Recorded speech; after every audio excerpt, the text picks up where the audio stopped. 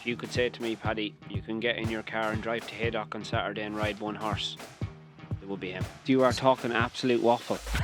When you really let rip in that weighing room in the past, I bet you're terrified. Absolutely terrified. Paddy started boring everyone. Even the stewards were getting bored. I mean, one of them made a cup of tea. I mean, it was just going on and on and on and on. Hello, everyone. Oh, yes, you have found Unbridled, a new show for you to enjoy, particularly to do with jumps racing. We'll have special guests along the way. We'll have strong opinions and hefty debates. And I'll be doing that in the company of this man, Paddy Brennan. Paddy, how are you, son? Very good, thanks, Matt. Are you looking forward to this? Yeah, cannot wait. Really? Yeah, Are you sure? I'm sure. Okay, because you're about the only man who, of course, last weekend was willing Dicer Enos to get beat at Cheltenham, weren't you? And you must have been delighted. You were telling me earlier what a hopeless ride Johnny Burt gave it. I absolutely wasn't. What? Disagreeing with me already? Yeah. Okay, we'll get more out of Paddy in a moment. But if you're just wondering who the hell we are, let's just check out the details. Paddy Brennan on the right. He has ridden over 1,500 winners. And I have ridden, as you can see on the left, none, not equine anyway. Gold Cup victory. Who was that? Imperial Commander. Imperial Commander. King George. Who did you beat in the King George? Vautour. Vautour in one of the greatest King Georges of all time. I haven't won a King George. And I haven't won a Cheltenham Gold Cup, although I have ridden, I think, about 18 Grand National winners from my sofa at home. So Paddy, as you can see, is well qualified. I have been broadcaster of the year, though, 2010, Paddy. But I haven't been in the mix for a very, very long time. And as far as our racing weights are concerned, Paddy weighed in at 8 stone 10 on the flat and 10 stone over jumps. I reckon you could still do that. You're pretty fit. No, definitely not do 10 stone, but yeah, I used to be always able to do pretty low weight. Yeah, and I tried to weigh in, but I broke the scales, and that was the end of that. So, Paddy, welcome to Unbridled. Thank you also to our very kind sponsors, BOYLESPORTS, who are supporting the show. I suppose the first thing I've got to say to you is, because everyone remember you as this sort of mad jockey, absolutely bonkers, but what are you doing now, right now? Yeah, lots of different things since I retired. I've been trialling a lot of things. Cotswold Bloodstock Agency. That seems to be going okay. So is that selling horses and syndication, that kind of stuff? Well, no, sometimes buying some horses. I've bought horses for certain owners, Fergal, etc. Yeah, and that's going well. It's You had a winner the other day, didn't you? A couple of winners, yeah. Lelupa won. And then Paddy Brennan Racing Syndicate is something we've set up, and I'm really enjoying that. That's probably one that's going really well at the moment, and yeah, the members are keen, and they seem to be coming in quickly. I suppose the big question, though, that everyone would like to know is, like, we always hear about this inner sanctum, what goes on in the jockey's room. Are you missing, the lads and being in the weighing room? Yeah, like the weighing room is a special place. It's, you can walk in, you close the door, you're amongst your friends, and what goes on in there mostly stays in there. Not everything stays in there, but yeah, I miss the lads, but you grow out of the weighing room. I figured out towards the end I had lads sat next to me that I had shoes older than my shoes. So yeah, it was time to move on. But look, when I get to the races, the first thing I do is try and go and see them, because they're still good lads that I love to see, and I know what they're putting themselves through on a daily basis. It's funny, I was speaking to one of your former colleagues the other day, Nico de Boinville, or Nikolai Chastel de Boinville, of course, and it's interesting, like he was saying, I said I got this new show with Paddy called Unbridled. He said, what, with Paddy? He said, you should call it Unhinged. Is that fair? Nico... Hold on, why the pause there? No, we had our ups and downs, me and Nico. Hold on, this is the kind of stuff this show is going to make its name with. So you and Nico wouldn't have seen necessarily eye to eye always? Several disagreements. Okay, tell me more. I want more, Paddy. This is our moment to hit the airwaves with a good. Is there a good tale? Now, there's one in particular. Okay. Hit me with it. Hit me. Well, it started with a text in the morning. I offered him a lift racing, and he agreed to it. And we went to the races, and it didn't go that well. I mean, come on. I need more, Pad. Yeah, we ended up in a race, and it got a bit. There was a little bit of interference. Him being the sufferer, but I thought it was within the rules. Okay, so you took him out. I didn't quite take him out. Clearly you did. If stewards have got involved. If I had my time again, I might have considered, but I didn't take him out. But obviously it was tight stewards inquiry, the whole ding-dong stuff, and walk in, and I remember just saying to Nico, whatever happens in this stewards inquiry, please don't get me days. I said, I don't care about the race. I was probably odds on to lose the race, but don't get me days. And we went into the stewards room, and he spoke plenty. And I'm just stood there going, I can't believe what you're doing. Can't believe what you're saying. But anyway, he came to the steward's door and he said, am I coming home with you? And I said, you can f*** off. I mean, there's half of me that actually loves what Nico's done here, because I'm kind of thinking this is a war out there. You fight your own corner. But I guess there's another part that it's a friendly war in some ways, in that you've got to look after each other. But there's a bit of me that quite likes Nikolai for what he's done here. Anyway, at the top I said special guest. You won't believe this, Paddy. You'd think we'd set this up. But we got Nico right now on... No, I'm only kidding you. I'm kidding you. Of course we haven't. We're going to have guests, but we're not going to have guests as good as that, are we? Right. Okay. So you miss being a jockey a bit, but you've kind of moved on. Is that fair? Yeah, you do miss you'd always miss winning. But yeah, what you find, Matt, over the coming months of retiring is you have to find yourself a little bit. Like, I went to Cheltenham Friday and Saturday. I'm set in a box. It was kindly invited to a box, and you sat there drinking champagne or whatever it is, and you're thinking, this takes a bit of getting used to. Living. When you're a jockey, you don't live. You are under the cosh 24/7. Your mind is always on the job. You focus. So it's something I definitely will get used to. But it's going okay. I'm happy with my decision. And what do you make of the jump season so far? Ground has been perhaps the biggest talking point. Something I've written about. I don't quite understand it, because if you go back to the 80s and 90s, all the top horses were running on good to firm and firm ground frequently. Desert Orchid, one of the most famous horses, ran on good to firm and firm a lot. Yeah. Didn't do him any harm at all. Now we're told if it's any faster than good to soft, it's too fast for horses. And we've had a lot of big guns beaten. Marine Nationale stuff, Jericho de Repine, became a sort of, I don't know, like a sort of giraffe.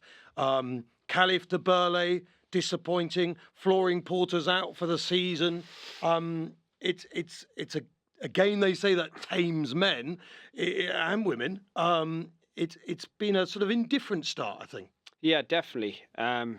It's a very interesting question about the ground, and sometimes there isn't an easy answer. But some horses just won't let themselves down, and you won't get a peak performance. One horse you mentioned there was Caliph de Burley. He definitely wasn't disappointing. He was very unlucky. He had a bad fall, didn't he, at Carlisle? So I wouldn't rule him out. But yeah, I've no doubt the winter will start kicking in now. But the one thing on this ground, if you can get a run into the mat, it's massive. The standing in your stable and not being able to run is not good for any horse. And I think if they've had a run and maybe not performed to the top level, I think what you need to be aware of is their next run. That's when you could see them back at a peak performance. I don't want to go too deep, because we've got loads of things we can chat about over so many shows. But just with this ground, I don't get it. Obviously, if you've got a heavy ground horse, you've got to run it on heavy ground. But I did go through a lot of horses back in the day, and some of you'll have heard of, maybe some of you won't. But like the greatest chaser entry that featured Viking Flagship, Martha's Son, and Deep Sensation, they came to the last fence all the line, was run on good to firm. All those horses were fine. They kept running. Wayward Lad, as I say, Desert Orchid, Viking Flagship, all these great horses had no problem in running on good to firm ground. There has to be an element that we've weakened the breed by the overwatering over the years, and suddenly we've created horses that just can't operate. Yeah, look, it's a good question, great point, but maybe watered ground, you've hit the nail on the head. I sometimes would rather ride a horse on quicker ground than in a ground that's watered, for example, where it could be good in one place and quick in the next. At least on good to firm, you know what you're going to get everywhere. Look, it's a good question, but not an easy one to answer. No, no. But I just feel in the world of jumps racing at the moment, the way it is, someone's going to have to say more than just it's a welfare issue. It's never a welfare issue for me. It's the issue is your particular horse not operating. So indirectly to your horse, it's a welfare issue, but it's not a welfare issue. If we start going around saying running a horse on good ground is a welfare issue, then anyone who runs their horse on good ground presumably doesn't care about their horse. And we know that's not true. No, I absolutely get that. And sometimes, trainers are nervous and they're happy to wait and jockeys are anxious to go. It's a game of opinions, but it's a good point. And I think the other thing that gets the public is if Cheltenham was next week and it was good or good to firm, all these horses would run. Yeah, absolutely. It's good to firm at Cheltenham seems to be different to good to firm. Ever be that, will it? Be good to firm at Exeter, and that's just the name Cheltenham. Paddy, I want to get your views, although I'm kind of thinking now that it would just be good to get more Nico stories. But anyway, I want to get your views on some of the big sort of weekend action that we've just seen, which is going to be one of the motifs of this show, because you've been there, you've done it, you know a good horse when you see one. You're probably flogging someone a good horse when you see one next week. Loda Sud, was there anything not to like about him in his novice chase win at Cheltenham for the Skeltons? No, I was so impressed with him. He was so nimble. Harry rode the brave man's route on him. He got a lead off 1 or 2, which is, he followed. He did all things that would be hard to do for a novice, and he came through it with flying colours. Like, you watch him down to the second last, he was awesome. And he's not a very big horse, but when you jump as quick as that and be as nimble as him, I think he's very, very good. Yeah, I look, he was a good hurdler, wasn't he? And it's always, do they translate the ability? He is good. I also think, I don't know what you think about your colleagues, but I'm beginning to more and more, I've always liked it because I like aggression in my riders. Not everyone does.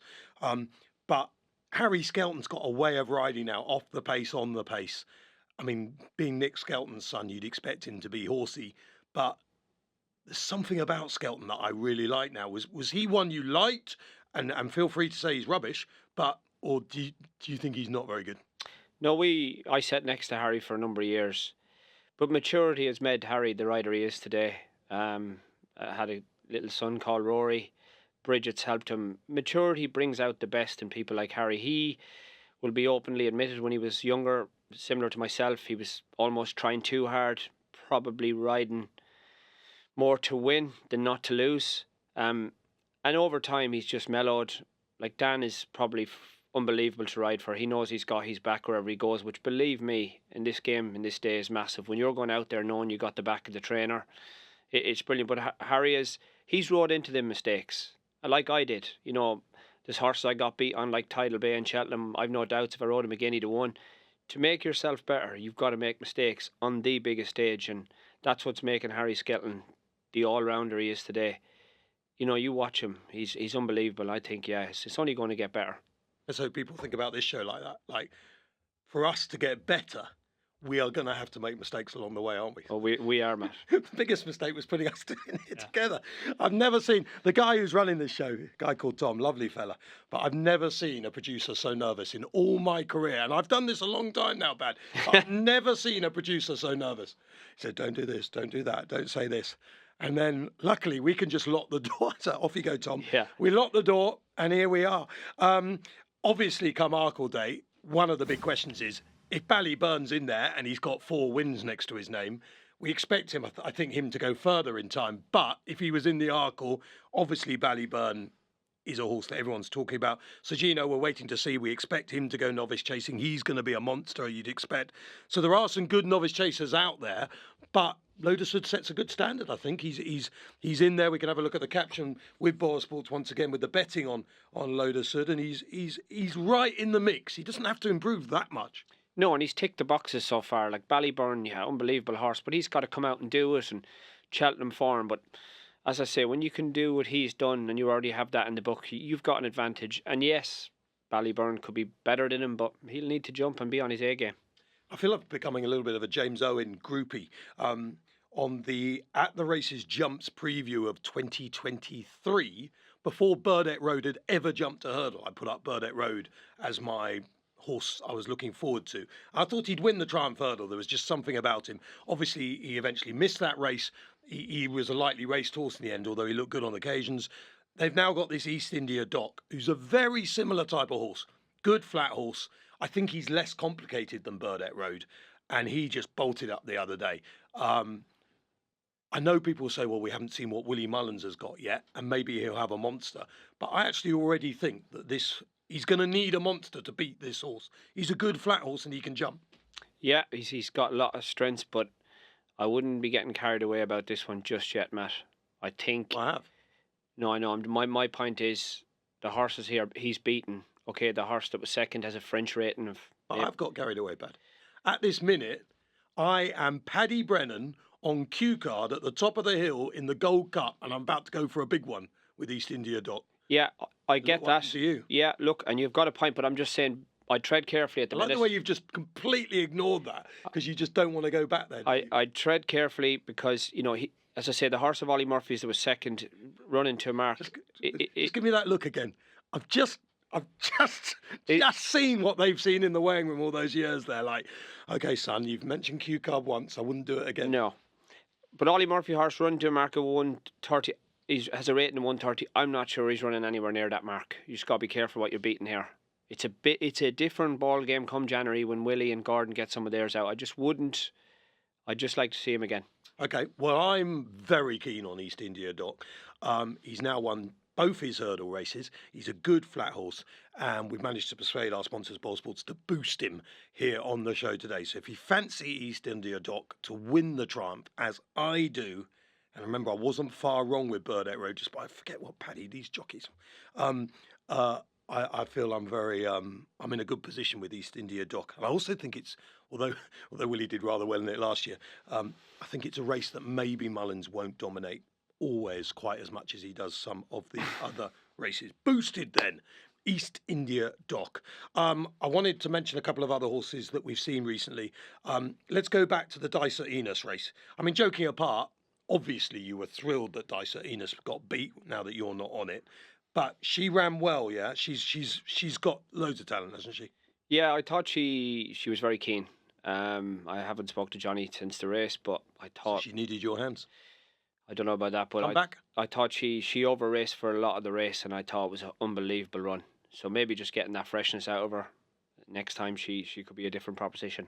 But people were saying before the race, she's the best handicapped horse in the country. Even if she settles, she's now kind of got to go and prove herself next time, hasn't she? Otherwise, she's reached a level. I never was one person that was jumping up and down saying she was the best handicapped horse. I thought it was no Christmas present off 131. I thought she was running to probably that mark last year. I didn't think she was running to £10 more than that on what she did last year.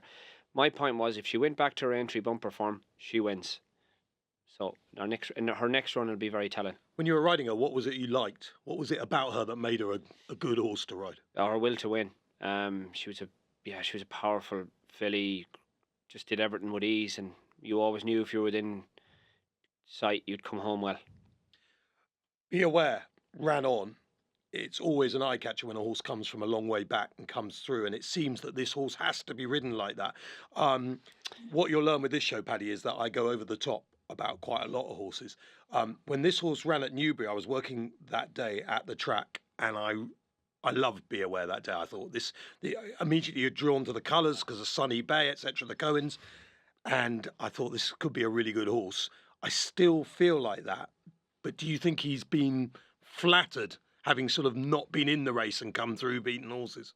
Absolutely not.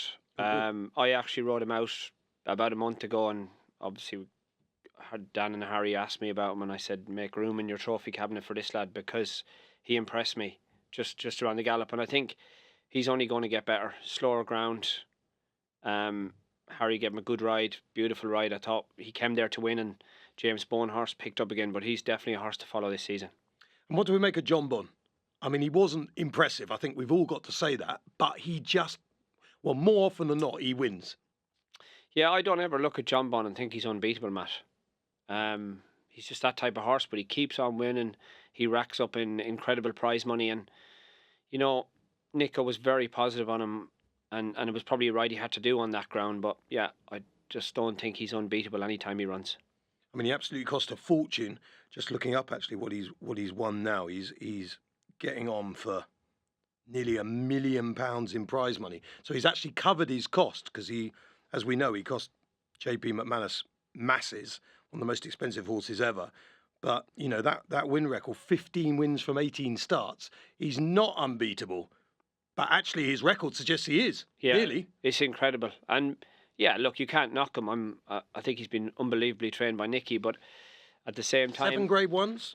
Yeah, maybe he's come on a division where races are winnable. I don't know. You can't knock the horse. Well, if you fancy Jonbon, he is another booster on the show. With our sponsors, BOYLESPORTS, he's out to around 7-2 to win the Champion Chase. And the big question in some ways in the Champion Chase market is what happens to Energumene when he comes back, because we've got these young horses that, you know, Jonbon made that, you know, mess last season at Cheltenham one time. El Fabiolo has proved a bit clumsy. The young horses haven't quite blown us away as they might have done, which means that the old timer like Energumene might still be in the mix or not. Yeah, definitely. It's always a long road back, Matt, when they're off with injury, but he's definitely a horse. I do think softer ground is definitely helpful for him. I think if it came up good ground in the Champion Chase as it looks at the minute, you'd be on the Jonbon wagon. But yeah, Energumene he hasn't come back yet, so I think it's hard to predict until he does. Yeah. Got to say, I liked, there was a horse called Kingston Pride who won at Uttoxeter. I really liked him for Nicky Enns. It was only a small race and he was very short price. But what I loved about him was he made mistakes, but he still hacked up, and you just felt they can work on this horse and he can improve. Is there any other sort of antepost? Is there any other horse you're excited by at the moment, Pad, at all, like you're looking for? Not necessarily. There's been lots of good horses, but I think you look at a lot of the Newbury racecourse gallop yesterday. There's a few horses there that still haven't run that you'd be looking forward to seeing. Regent Stroll. Oh yeah, he looks a monster, doesn't he? He looks, yeah, he was impressive. Harry Cobden got a little bit excited. He squeezed him up and thought he was in a race, but apart from that, it was good. And Caldwell Potter. I mean, that sale, the Caldwell sale, you could not have had a worse bunch of horses. Other than Caldwell Potter at the moment, who hasn't run yet. But the money they got for horses, Pied Piper, I mean, who on God's earth thought it was a good idea to buy that horse? Unbelievable, the money thrown around at that sale. It was like people just had money in a satchel and they wanted to throw it in a fire. Absolutely. But yeah, that was, I was involved in that myself. I bought lot 1, but he was travelling well the other day. Which one was that? Abbeydale. How much Brennan. was that, Pad? 40,000. It was only one. Okay. Yeah. Well, but he was going well when he fell at Bangor the other day. There will be horses come out of it, but yeah, it was a winner for the owners. Okay, there's been plenty of news around. Devastating scenes at Cheltenham for everyone involved with this sport, particularly, of course, those in the sport, in the stables, because I think the thing that's always lost is Twitter goes into meltdown X, whatever. But perhaps the general public who get emotional about this stuff seem to forget that it's the people in it that are truly affected. Like a member of your family dies, it's your family that's truly affected, not really the people that they've worked with on and off throughout their lives. A Buffalo Soldier, heartache, 2 other deaths, Bangers and Cash, of course. What did you make of it all, Pad? I mean, it's sort of part of the game, and you have to accept it. There will be casualties in this sport, but what did you make of it? Yeah, it was a great 3 days, Matt. It's one of my favourite meetings of the year, and it was so sad. I was all ready to text Sean Bone to say what a wonderful ride, and my wife was working there as a nurse on the day, and she texted me saying the horse had collapsed, and you couldn't text Sean then because you just don't know what to say. And a valid point is, yeah, the people that look after them, it's really, really sad. They don't get over that quickly, and they probably never get over it. I've been involved in it myself. It's one part of the sport you never ever get used to. Yeah, because you and the missus had a. What happened? Tell we me. had Highland Hunter. Oh yeah. If I've ever made mistakes, you always think if and but and maybe, but running back quite quickly. He seemed well at the time. I felt it was the right decision, but yeah, he collapsed, and my wife was there, and it was horrific. He was part of the family, and as I say, my thoughts go out to each and every person at Cheltenham on Sunday. The reasons we will never know, but yeah, it was just one of them terrible days for racing. I always think with these things, it's so hard because if you just don't say it's awful, people think you don't care. But I really believe that there is an element that sometimes you have to remember that this is an industry and a sport. Yes, it's dealing with animals, but those animals are bred to run in this industry. And the high percentage have a great life and live and have fun or whatever. There is a tiny percentage that pass away. And we hate it and it looks awful. Everyone accepts that. But these horses are work horses and they are bred to do a job in an industry. And it's just getting that line between remembering that they're not fluffy pets. They're not all the cuddliest little things at home. They're not all lovely. Some of them are horrible. But we still care. But it is an industry. That's I always think in debates, that's the fine line. Yeah. And whether you go one side too far or the other side too far, for me, it's bang down the middle. But the best way I became to understand horses, though, Matt, is they're like humans. They're all different. They've all got different characters. But you never stick a head collar and a lead rope on a horse and put him on a lorry and think he's not going to come home. And that's a fact. And yeah, if we could only crystal ball in situations like this. But as I said, they're like humans. Some you love, some you hate. It's just, yeah. Why did you look at me like that, Pep? No, I don't hate you. No, why did you look? Why? I saw that straight away. Yeah. Dead eyes, those piercing eyes of yours, and they are piercing. Yeah. I imagine when you really let rip in that weighing room in the past, I bet you're terrifying. Absolutely terrifying. I mean, I'm slightly nervous here. I'm pleased that it's quite hard for you to get round this side of the table too soon. The old Unbridled mugs are pretty firm china, I'm told. Actually, quite nice coffee. Okay, well, yeah, for the connections of Napa Tandy, Bangers and Cash, a Buffalo Soldier, we feel your pain. We really do. And we just hope that everything is always done to improve and make this game, which can never be safe, as safe as it possibly can be. Constitution Hill. Yeah. Gallop. It was very interesting. Nudged by Nikolai. He's got tremendous hands, of course. I didn't actually see it live, but I've seen it after. It was a great piece of work up to about the furlong marker. I think if you stop watching it there, you were really impressed. But the key point about this piece of work, if you watch when that horse goes by the line, and Nico drops the revs, he's pulled up in 3 strides. That was the worrying bit for me. I mean, what worried me is it looked like whoever was riding Sagino, who looked a monster. James Bowen. It looked like he was pulling Sagino back to let Constitution Hill keep up. And, I mean, look, we've all watched races where jockeys have won easily, but you kind of think, if they'd actually, got the whip out and given 2 slaps, would the horse have gone shooting forward? And you think, I don't think it would have done.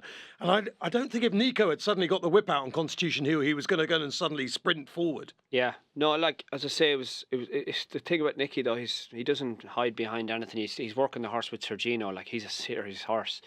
But yeah, look, it'll be interesting to see what happens going forward. But that was my thoughts on it. It's funny because Nicky gets, a lot of stick on social media. But I love the fact he wears his heart on his sleeve. I love the fact that he's almost crying when he's talking about these horses and the tears are coming and he gets so emotional. In some ways, I feel he's his own worst enemy because he gives too much. But obviously as a broadcaster, it's fantastic that he gives so much. But he's so emotional about it all. He's a great character for the game, even if you don't agree with everything he does. Lovely person, loves his horses. But you ask Nicky Henderson a question, he gives you an answer. You have winners for him? I don't think I ever had a winner from him. But I had a few rides, and yeah, I'm remember schooling there one morning. It just blew me away. I was watching like Tony Mackay and Barry Gurdy, and yeah, I was in awe. It was brilliant. So, Paddy, earlier on, it's not good to stitch your guest up on your first show. But earlier on when I said, obviously, we're never going to get a guest on like Nicolas de Boinville on a show like this. Yeah. And you and him have had this huge run-in in the weighing room. You've told the story. He's only here. He's here. He's here. Hello, Nico de Boinville. Hello, how are we all? Well, this is just terrific. So, Nico, obviously you don't know what the hell's going on here, but earlier on, Paddy, I was asking him if he was missing the weighing room. He told a story about how you completely stitched him up in the stewards. He told you not to get him days. You got him 4 days, and he's never forgiven you since. And then he turned to me, deadpan. He looked me straight in the eye, and he said, I am not afraid of Nico de Boinville. But I kind of thought, having sort of known a little bit that Paddy might tell this story, it was only fair to get the other side, because usually there are two sides of a coin. So tell me what happened that day. I can't actually believe he's telling this story out of all those years he was riding. But first thing is to say, Paddy, I have enormous respect for. Oh, this is going to be bad for you, Paddy. The fact he's having to backtrack already. Yeah. He may not think I have respect for him, but I do. I can promise you that. And, okay. So you don't respect him, right? Carry on. I'll cut to the chase. So Paddy and I, we decided we were in the same race down at Newton Abbot, midsummer, lovely day, having a nice chat. He picked me up from Stroud. I think he bought me a coffee as well, and I think I drove his car down. Now, all great, lovely. Had a lovely chat, talking about what we're going to do on the way back. And we got into the race. I was on a horse. I think it was a 0 to 100 or something. Wasn't a very good race. Now, Paddy, in a finish, when it was very tight, he did like to give you the odd bump and slightly intimidate you. Now, bear in mind, an odd bump, I was up against the rail. So 2 or 3 bumps nearly put me on the other side of the rail. I didn't think anything of it, went down a short head, didn't think, probably might be a steward's inquiry, it will be fine. Anyway, went in the steward's inquiry. Now, I think steward's inquiries are sort of say what you see. It's like car park catchphrase, just say what you see. And try and keep it on your side. So I said, look, I hit the rail a few times, probably cost me the win, but, maybe not. Didn't say anything else. Then Paddy started boring everyone. Even the stewards were getting bored. I mean, one of them made a cup of tea. I mean, it was just going on and on and on and on. So we went outside, and Paddy said to me, it was all a bit awkward standing outside. We're sort of drumming our feet, and, he looked at me straight in the eye and said, I don't mind losing the race, but if I get days, ugh. And I'm like, oh God. Anyway, they switched the places round. Next thing, Paddy's called back in. I'm allowed to go, and I'm like, lads, Paddy is not going to be happy when he comes back in. And so he goes and gets 2 days or 4 days or something. Oh, right, he doesn't forget either, does he? And I'm sitting down in my sort of side of the. Now we change in opposite sides of the weighing room, so I'm with the boys there, and he's with his side. And he comes back in, turns to my side, and goes, "One of ye effers can take this posh Harry Hunt home," and then left. And I was stuck down at Newton Abbot, and that was it. And I had to cry to Sammy Tristan-Davis to drop me home. I mean, Paddy, you shook your head at the telling of this story there when Nico was saying you went on and on. Are you saying that's not, you deny that, yeah? No, I don't deny I going on and on, but he's definitely not telling the whole truth on his representative speech to the stewards. So was he harsh on you? See, I like this. He's defending himself. He why wouldn't he want to get? I think he's just doing what he needs to do. Yeah, I get that, and yeah, if it's a court case, he's put up a great case, but for an 0 to 100 handicapper, you're still upset, yeah? Around Newton Abbot, yeah, I have. You're wobbling a bit in the chair. Like, oh no, he is. Yeah, he's like, it's like you if you were in a ring now, you'd just be taking a punch. I haven't let it go, but anyway, look, that's the story, and if you think Nico is soft, you know he isn't, so you have to respect that. No, well, he looks like he's just come out of Last of the Mohicans or something. He looks pretty hard to me. Nico, just in general terms, because obviously I've got quite a few episodes to go with Paddy. I mean, clearly you don't respect him in any way. That's clear from the way you've spoken about him so far. But as a rider, the game needs characters. If nothing else, Paddy's been a character and he has won the Gold Cup like yourself. Yes, in all fairness, look, the wearing him is a lot less for not having him in there. I really enjoyed our sort of sparring matches before we went out to race, and whatever was said in the wearing was tended to be left there, and we went out and were fairly professional on the track. So I loved riding against Paddy. He was tough. Sometimes you knew where you stood, sometimes you didn't. But yeah, terrific competitor and all round good jockey. Now, you're sitting in your luxury study, which has probably been paid for by Jonbon. Literally, you've almost got the colours there. You've got the yellow flowers, the green walls, and you've got some white pictures. So you've even gone JP McManus style, JP McManus underpants these days because you're JP's go-to boy. This time, a couple of years ago, it was Aidan Coleman. Now, of course, it is you, Nikolai. Just while you're here, just want to rattle through a couple of horses very quickly. First of all, just this Constitution Hill gallop. Like, you're happy, Nicky's happy, but for us watching it, you've had to niggle Constitution Hill against a sort of hard-held Sergino with Bowen having to pull back Sergino so you can keep up. I mean, genuinely, was that what you were expecting? Or would you have expected Constitution Hill just to cruise up to Sergino? But he would have expected a bit more. But I'd like to think that yesterday would have brought him on an awful lot.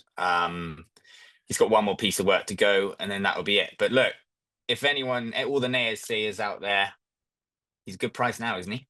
He certainly is, 4-1-ish, somewhere in that region for the champion hurdle. You can check out all the odds there. Jonbon in the Sure. I mean, he's just a cash point machine for you now, isn't he? As I say, that probably is the Jonbon wing of Nico de Boinville Towers. 15 from 18, nearly £1 million in prize money. I mean, what's there not to say good about him, really, other than the fact that he wasn't that impressive? Yeah, because I don't think we went that quick. As you know,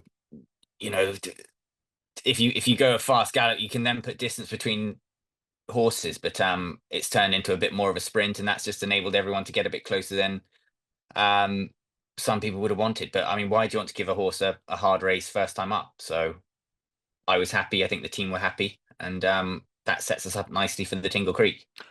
Could you just put your two hands up a little bit so we can see them? Why? Just both of them. There you go. Paddy, that's what real racing hands look like. Just wanted to... He would disagree. He would disagree. But those hands have been all over Sergino. Just after that gallop yesterday, did you go home thinking, I'm not going to let James burn anywhere near that horse ever again? He's mine. I mean, he looked like a monster. He's big and burly, and he looks like just a monster. He is. He's a lovely horse. Schooled well at home. So looking forward to him coming out. But... yeah, now we've got the ground. It should be lovely. And Shanna Bob's another I can't wait to see. I was at Plumpton when he won that day. Funny enough, under James Byrne, if I remember rightly. I just always thought he could be a lovely 3-mile chaser. Yeah, nice 3-mile chaser. Can we ask Paddy what happened with Dysart Enos? Well, he said Johnny Burt was useless earlier. Yeah, I absolutely didn't. I thought she ran well, Nico. She looked fresh. Why are you not saying on camera what you say off camera? Because you are talking absolute waffle. Okay, well, you're not the first to no, that. But Nico, for you especially, it's such an exciting time watching you at Newbury yesterday. You got some lovely horses to ride. You must be really excited for the coming months. Yeah, of course. Can't wait. The next few months will be where we sort of see everything that should lead us into the spring, and it's an exciting time to be on the yard. We got some nice youngsters, and it's going strong, I think. Very best of luck, Nico. Well, thanks, Pad. I'm going to have the final word on this. I'm going to give you each a go here. Paddy, if you were to describe Nikolai Chastel de Boinville's style in a finish, what would you say? Power packed. What? I mean, he is, but it's quite John Wayne-ish, isn't it? Like, No, but he was hard to get by. If you got in a finish with Nico, you had to pull it out. okay. And maybe hop him off a rail. I mean, I was hoping for a lot more than that, to be honest, Paddy. In show 2, you're going to have to do better than that. Nikolai, Paddy Brennan, bottom slapping the saddle in a finish. What would you say? Yeah, tough. Particularly if you had headgear on your horse. He might explain a bit more after that. Yeah. Nikolai, you should never, ever get that close to a computer screen again. Are you serious?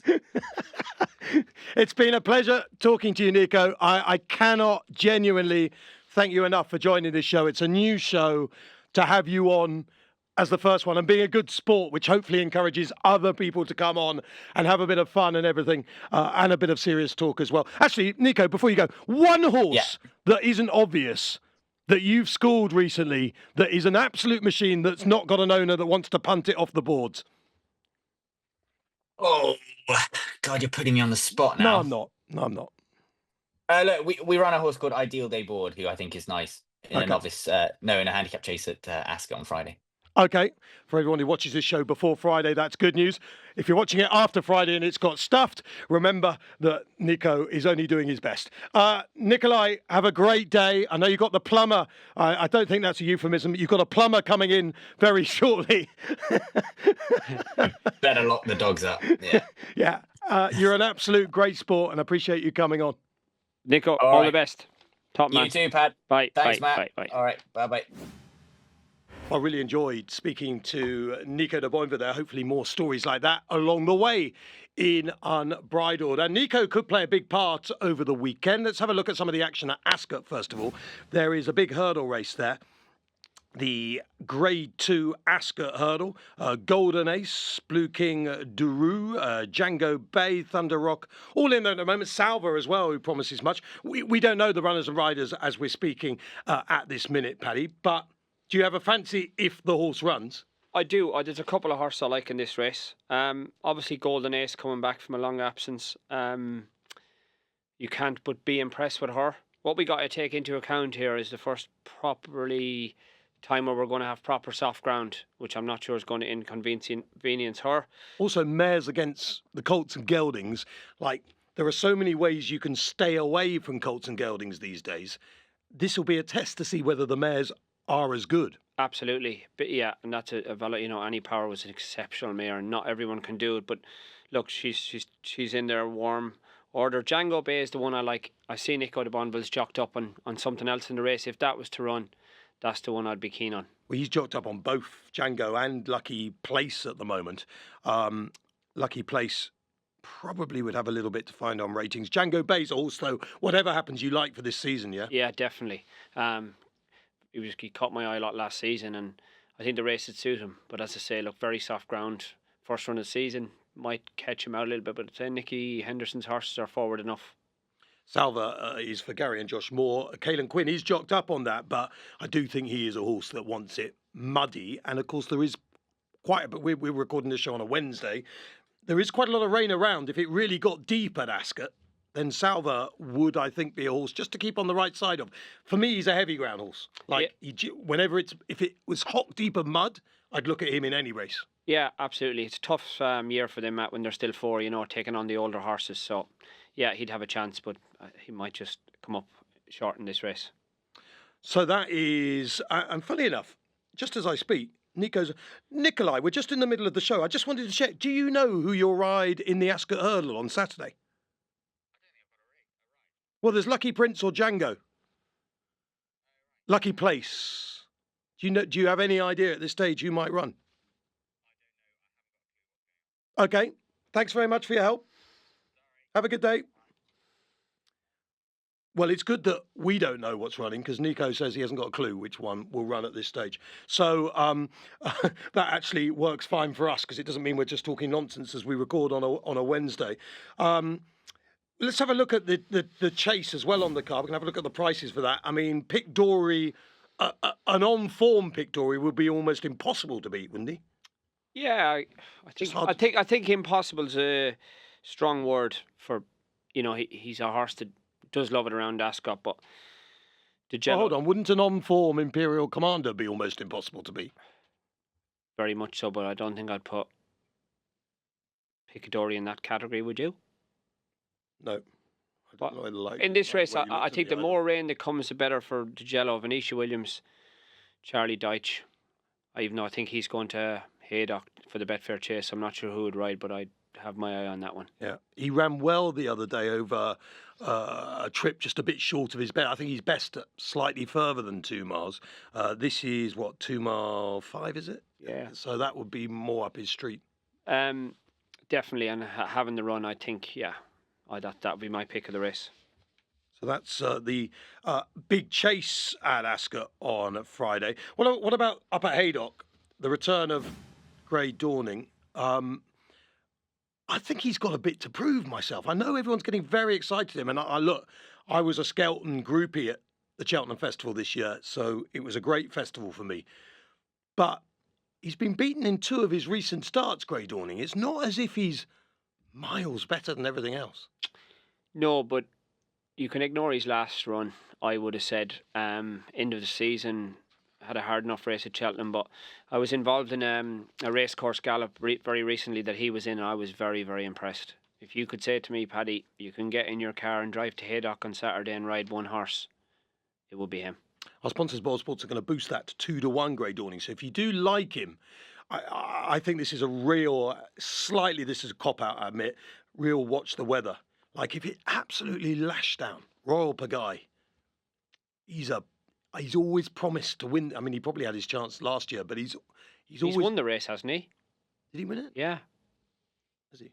Oh, he won it last year. Yeah, that's what I meant. Yeah. Had his chance last year and he won it. But yeah, you definitely wouldn't rule him out. But in mud. This Betfair Chase is one of the greatest, honestly. When you drive up to that place, you have goosebumps because it's the real, like I say, the Paddy Power meeting is probably the start of the National Hunt season, but from now on it gets better and better and better. So you love, I mean, Commander won it, didn't he? Yeah, I think I won 3 Betfair Chases. I absolutely loved it. Q Card, Imperial Commander. Yeah, I do love that What race. do you make of a Hoyt-Seigneur? Because he kind of splits the nation, doesn't he? Like, he's a horse that we feel has loads of ability, but it's just getting it out of him. Yeah, he hasn't done bad. I thought the tactics last time was very interesting, and it might bring out some improvement, just getting switched off, riding him to come home. Again, very worthy horse in the race, and you wouldn't rule him out, but look, it comes hard, it'll be a hell of a race, but for me, Grey Dawning. And Gavin Sheehan's meant to be back with Hewitt, Shark Hanlon. He could be unlikely, I reckon, if they get the rain, but we'd see. Best looking jockey in the weighing room, Gavin Sheehan, would you say? Best looking jockey in the weighing room isn't in there anymore.